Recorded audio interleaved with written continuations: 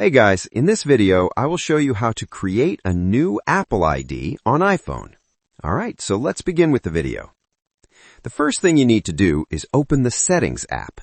At the very top, you'll see your name. If you tap on it, you'll be able to see your current Apple ID along with the email address linked to it. One important thing to remember is that every Apple ID must have its own unique email address. You can't use the same email for multiple Apple IDs. To create the new Apple ID, open up your web browser. You can use any browser you like. I'm just using Chrome. In the address bar, type in appleid.apple.com.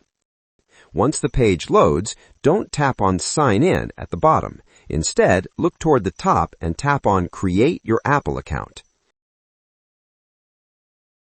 From here, you'll need to enter your personal information. It will ask for an email address that isn't linked to your current Apple ID, along with your password details. Go ahead and fill everything in. Once you're done, tap Continue. If all the information is correct, your new Apple ID will be created successfully. After that, head back into your iPhone settings. If this is a brand new sign-in and you're not currently signed in to any Apple ID, just tap the Sign In option and enter the email and password you just created. If you're already signed in with an old Apple ID, scroll down to the bottom, tap Sign Out, and enter your current password to confirm. Once you're signed out, you can sign back in using your new Apple ID email and password. And that's it. So that's basically how you can create a new Apple ID on iPhone. So that's all for this video. See you in the next one.